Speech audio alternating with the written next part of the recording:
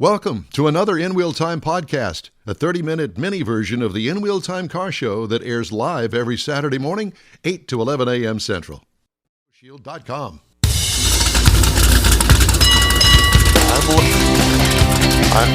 I'm learning. Somehow, some way. I don't know how. This is your favorite go-to spot in podcasting and live streaming. Yep. It's the In Wheel Time Car Talk Show. Just ahead, Consumer Reports. No, I already read that. You did. It's okay. He's learning. It's practice. I'm practicing. Practicing. Okay. Coming up, something is awry here. I don't know. But coming up, we're going to have Nancy Nichols, author of Women Behind the Wheel. Okay? And later on, we're going to talk to John Rawson at Barber Motorsports Park. We're going to have the cruise-in calendar. We got a car review. We got it all here on the In Wheel Time Car Talk Show. A good morning to you, everybody. Along with Mike out of this world, Mars, we always need more Jeff Zekin. I'm Don Armstrong. Screwing it up left and right, but you know what? That's just the way that it goes sometimes. We're back in the studio. We're back in the saddle again, ladies Feels good. and gentlemen. All right.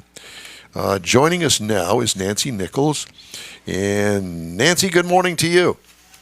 Good morning. Can you hear me? Loud and clear. Can you hear us? Excellent. Good morning. Good morning. So, the name of the book is Women Behind the Wheel.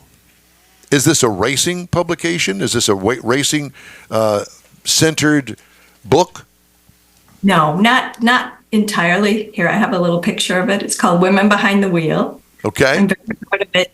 It is a personal history of my experience with cars, which would be probably very different than your experience with cars. And I did not race. My brother raced. I did some street racing, but it's not essentially a book about racing. It is more about how I want.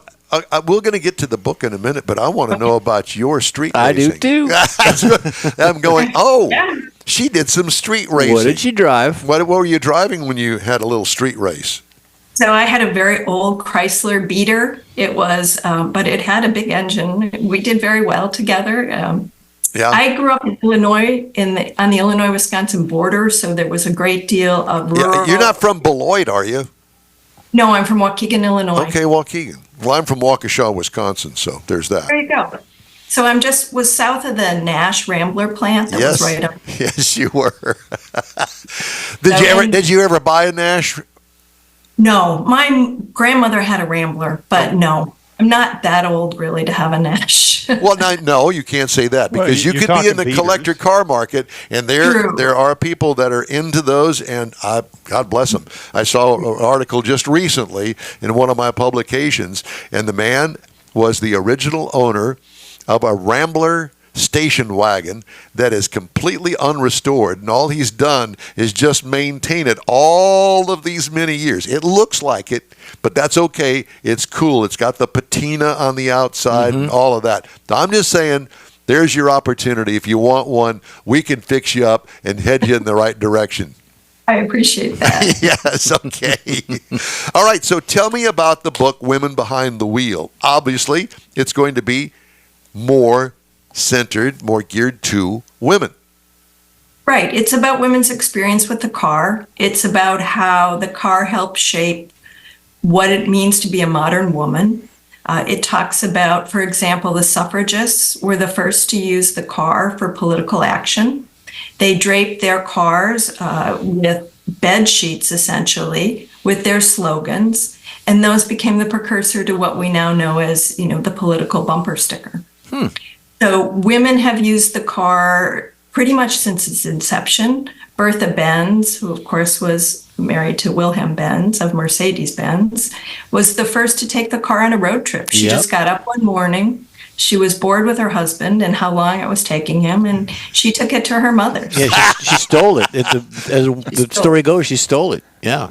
She stole it. She absolutely did not have permission to take it. And it was somewhat dangerous because there wasn't like there was a gas station at that point, right? Mm-hmm. Well, I mean, this is back in the day when women were highly restricted on a lot of things, like voting, for instance.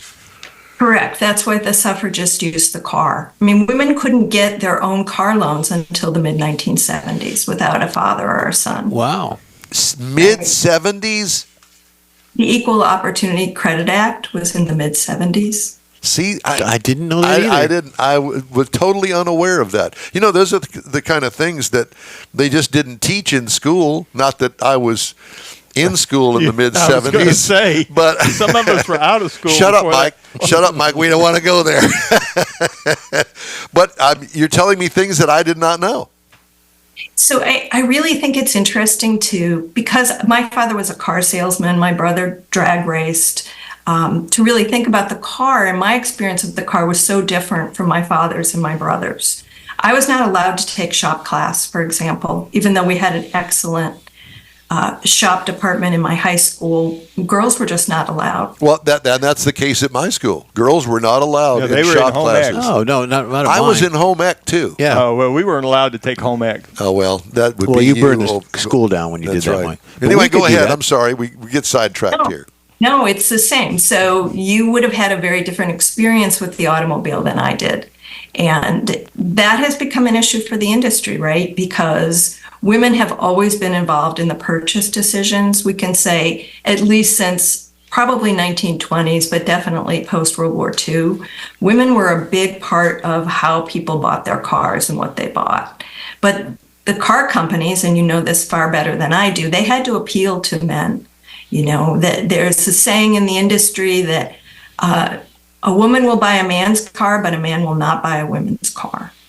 And in that, I could see that, but you know, in my generation, I mean, my dad always included mom in the car purchase. Mm-hmm. Honey, do you like the car? Yeah, I like the car. Okay, we'll buy it then. All right. Well, that was the way that it went.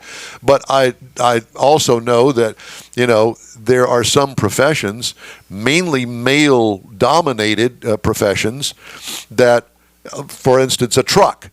I mean, my experience with trucks back in the day, it was only guys that drove trucks. You never saw a woman driving a truck because that's what they were for. Well, unless you were in a farm or something. Well, there's that, yes. But generally speaking, you know, I can't speak for the farmer and what he did with his daughters. Did he teach her how to drive the truck?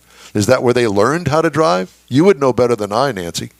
well, rural women specifically learned quite early because they had to use them for work.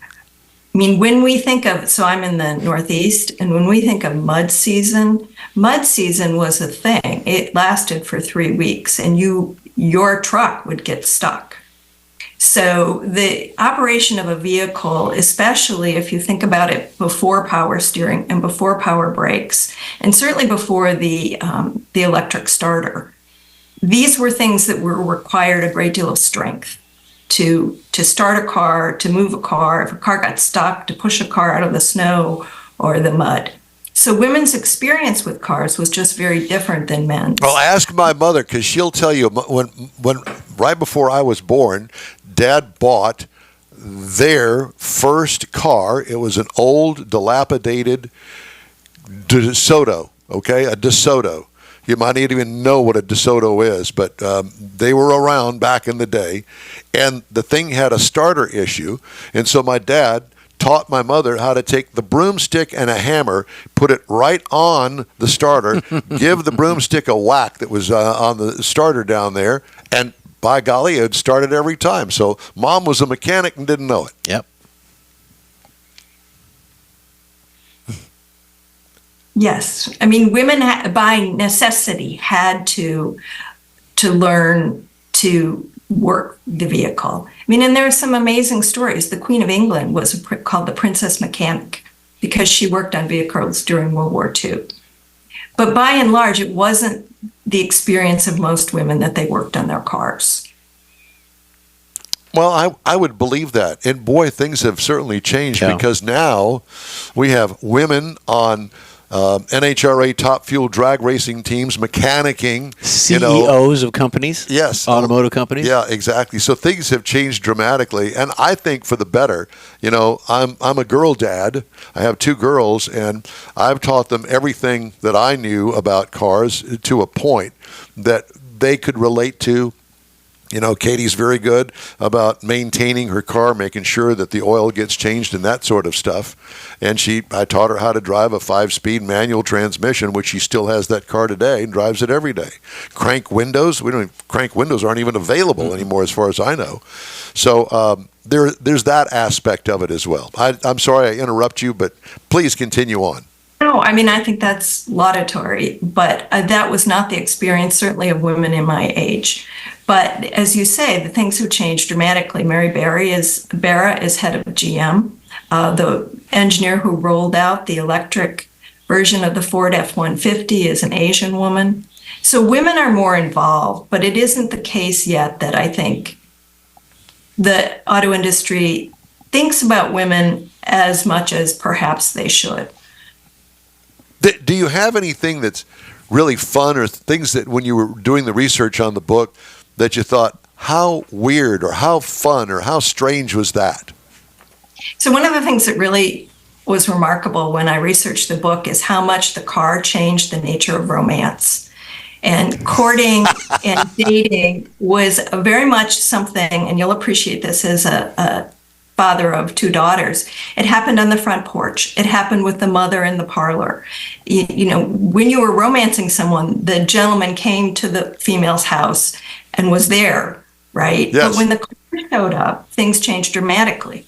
So it took romance from the front porch essentially to the back seat. Oh. And I say in the book, nothing except the birth control pill has done more for women's sexual liberation than the car. Now, of course, that was a double-edged sword because it also exposed women to a great deal of sexual violence. So it's a mixed bag. The car, in so many ways, gave independence to women, and in so many ways, made them more vulnerable. Yes, I would believe that. There aren't any drive-in movies anymore. Well, very few. But I know that I took a few girls to the drive-in movie. I'll just leave it at that. There is a whole section in my book on drive-ins and drive-in everything. I mean, and we saw, it was really interesting during COVID that we saw the resurgence of this, right? Because we as older adults I remember going to the drive-in movie. And I remember going, when we first had the drive-in at McDonald's, that was like a big thing. But then with COVID, we saw the resurgence of this, people parking their cars to see a movie. We had drive-through funerals. We had drive-through weddings where there was... So it really brought us back. Yes, it certainly does. Matter of fact, Jeff and I and his wife and my girlfriend, we would go to our regular eating place on Friday that was closed. You couldn't go in the dining room, but you could order it on the phone and you would go and pick it up. So it was kind of a makeshift drive-through because they don't really have a drive-through at this particular restaurant. Out to the curb. Yeah, and they would send it out to the curb and with the waiter and give them a tip and be on our way. So yeah, I can totally relate to that. And I don't know if you are on like Instagram or Facebook, you see all these confessional videos and they all happen in the car. Yes. Right? Mm-hmm. I didn't think of that, but yes, you're right. Very true. So there are 2 things I think about that. And one I think is that it's simply the audio is so much better in the car because there's soundproofing in a car. Right. But second, I think it is that kind of simulated intimacy that we have of driving the car. When we're in the car, a lot of conversations happen in the car that, don't happen elsewhere because there's nothing else to do.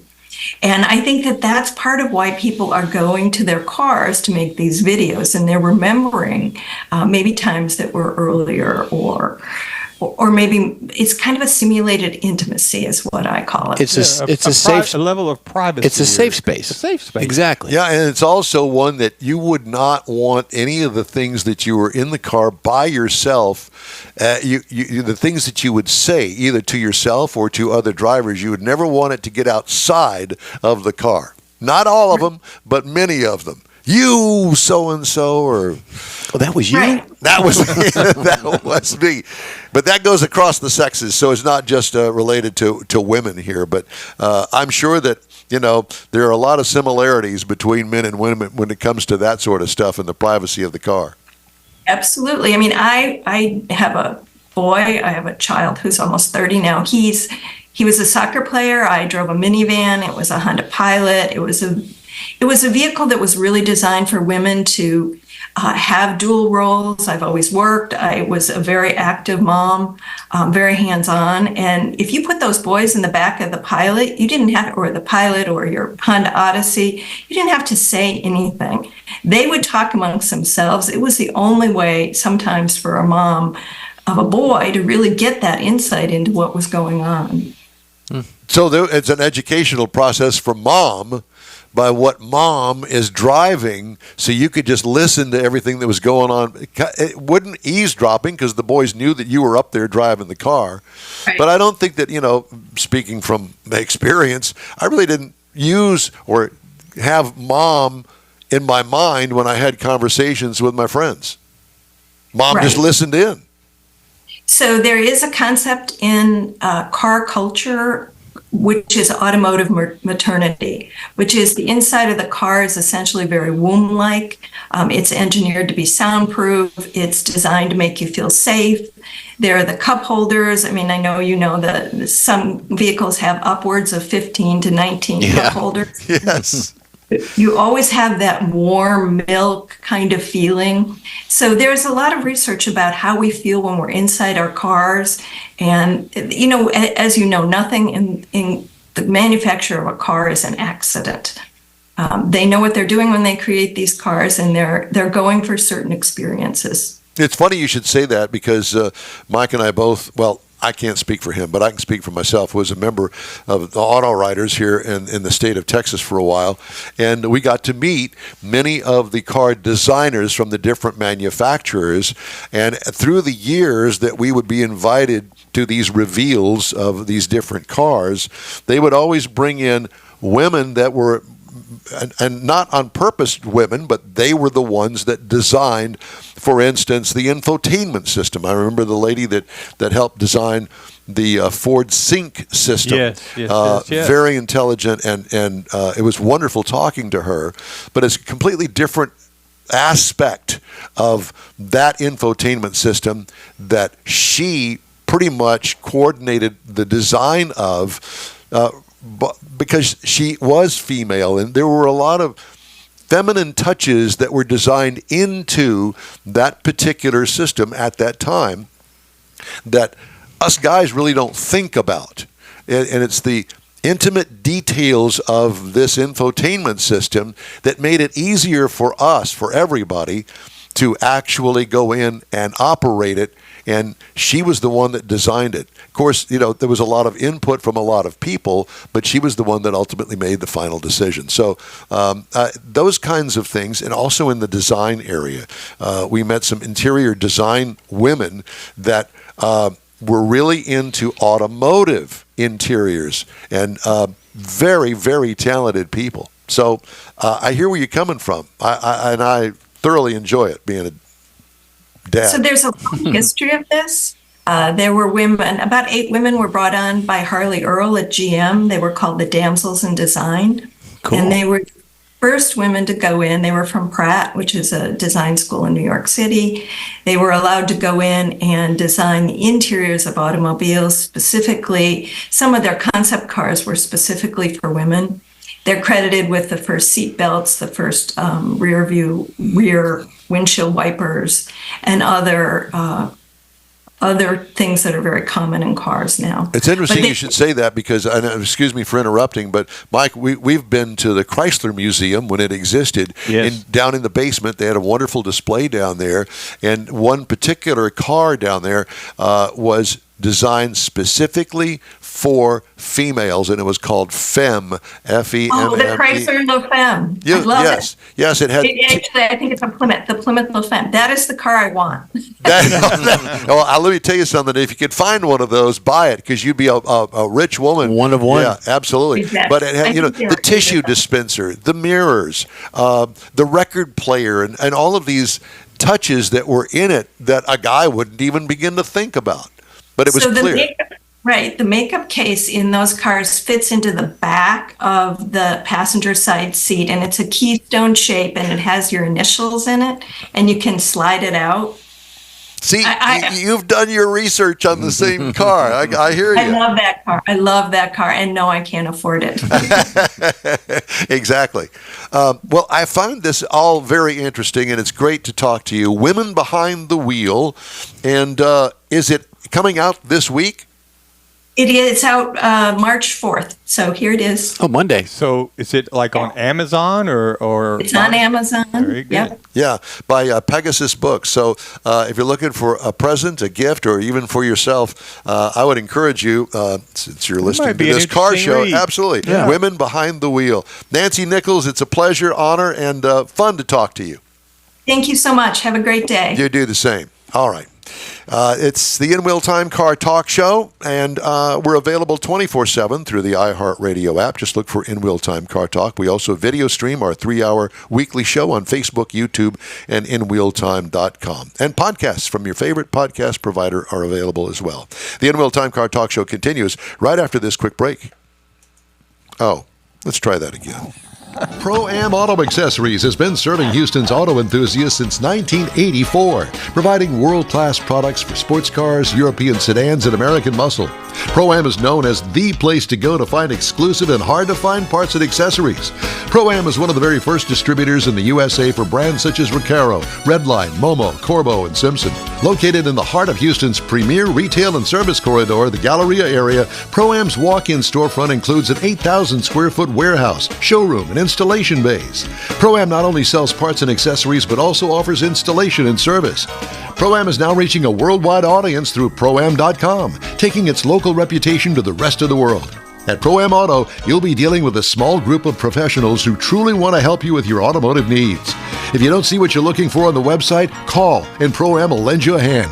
Pro-Am Auto, 6125 Richmond at Green Ridge in Houston's Galleria area. Call them at 713-781-7755. Want to feel good about something special you did for someone special? In Wheel Time and the original Lupi Tortilla group of Tex-Mex restaurants have joined together to help a very worthy cause, God's Garage, a Christian-based 501c3 charity. We know there are lots of places and organizations out there where you can donate a car, truck, or SUV, but we're asking you, our car enthusiast family, to consider donating to God's Garage. Visit godsgarage.org and learn about its mission, the women that have been helped, how each one is screened, and about their Restore You program. A car donation is an easy way to make a difference in the lives of others. God's Garage needs good operating vehicles, but will take all types in working and non-working condition. Make your heart and soul feel good by donating your gently used vehicle and help support single mothers, widows, and wives of deployed military at godsgarage.org. Mecum Auctions, the world's largest collector car auction company, returns to Houston, Texas, April 4th through the 6th at NRG Center, featuring 1,000 muscle cars, Corvettes, trucks, customs, and more. Broadcast on Motor Trend TV and streaming live on Max. From avid collectors to those new to the Mecum experience, we welcome everyone. Register to bid now at Mecum.com. Welcome back to the In Wheel Time Car Talk Show on our live edition here on Saturday morning. All right. If you'd like to get in touch with us, shoot us an email. The address here is info@inwheeltime.com. How to become a stunt driver. Okay. How do you do that? We're going to get here loaded up just a second. But to that point, with your with info in Wheel Time, Mike and I are trying to coordinate the folks that subscribe so we can get them announced on the air. But we're going to work on that. So if you're a new subscriber, send in your information, and we'll give you we'll give you a sell, howdy. Yeah, and we won't sell your stuff to some politician or anything like that. Just the guy down on the corner. That's right. So we're going to do it between ourselves. All right. Time now for this hour's feature. Mr. Jeffrey Zekin has How to Become a Stunt Driver. Well, there's several ways, but the one I picked out here, there's several schools. There's actually one here in Houston. We'll get to that in a bit. But one that I looked at was the Bobby Orr Stunt Driving School. It stands out for its extensive educational offerings. They prioritize having the most seat time. So if you're in there and you want to get seat time and you really, really want to learn, Bobby Orr Stunt Driving School is one of the top ones. There's many you have others. to pay to get in this? You do. I'm sure there's other ways of. There's other schools have different prices for doing this, and you can do different things. You can do certain racing techniques. You can do stunt driving to jumps and things. But this is how it works. You get in there, and you have to have a vehicle prepared so the participants will gain knowledge about preparing a vehicle and setting it up just to do those particular stunts they want to do.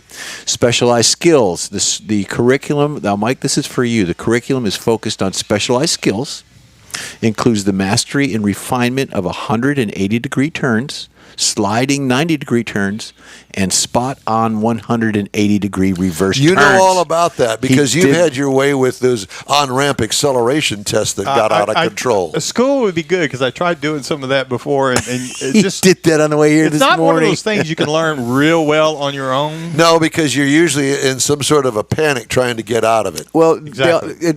from novice to professionals, they can take anyone in there and they'll teach you all the same way. So on day one of stunt driving school, comprehensive safety standards. They briefing to prepare the vehicle. You'll unlearn bad habits on the first day, and they try to help you do that. They try to, one hand on the wheel, two hands on the wheel.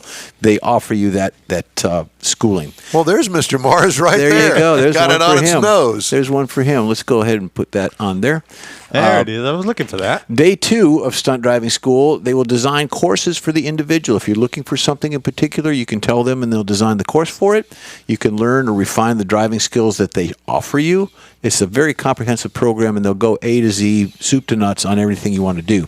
Systematically work with breaking the bad habits as they do on the day 1, and they'll introduce some advanced techniques, enabling you to execute the safe way to do some of these stunts. So on day 3, stunt driving schools are tailored for individuals who crave extensive hands-on experience. So if you want to learn how to do jumps, they focus on that. If you want to slides or reverse slides, I want to they be work in the on car that. when they do one of those explosion things. Oh, no, I wouldn't. No. Sometimes those are without people in them, but, go to the school and find out. They could blow you up. Let's get blowed up.